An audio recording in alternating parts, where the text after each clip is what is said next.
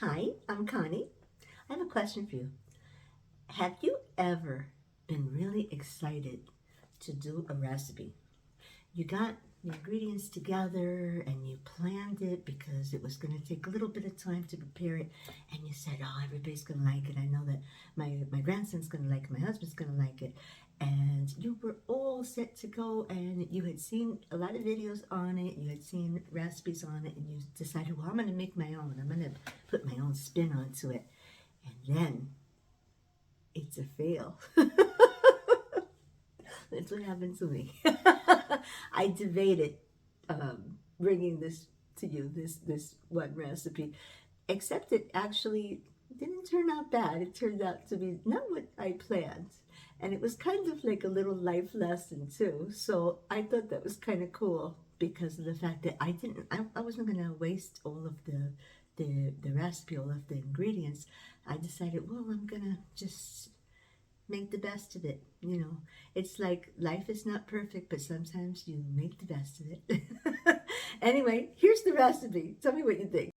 Here's what you're going to need to make this breakfast. There are 6 eggs, a whole package of crescent rolls. Now I used 7 of the link sausages. Make sure they're cooked, and mine are also brown. I used 1 cup of the shredded cheese, half and half or milk, salt, pepper, and ground sage. Now the first order of the day is going to be to cut up those links into smaller pieces. You can set that aside and then start beating your eggs with milk or half and half. I didn't have enough milk, so I used half and half.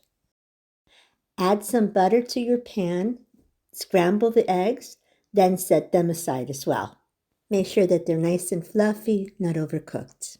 Now unroll the whole crescent roll sheet onto a grease pan and spread out your eggs. And this is where I ran into trouble. Spread out all of those beautiful cut up sausages. Don't worry if they fall over, you could just fix them. Season with salt, pepper, and of course the sage. Finally, you're going to add that cup of cheese and spread that out really nice. And then this is the part where you are supposed to roll it up, cut it up into pinwheels, turn it on its side, and you're done. That was how it was supposed to happen. Instead, I got this, a weird log. So I went ahead and put the egg wash on that. Then I baked this lovely thing in the oven at 375 for 40 minutes. And just like that, my dainty breakfast pinwheels became a, ta-da, giant breakfast calzone. Just to make sure that the pastry was cooked well inside, I did cut it up into sections, turned it onto its side, and baked it just for a few more minutes to make sure that the inside, that the actual part that is the croissant, was cooked all the way through.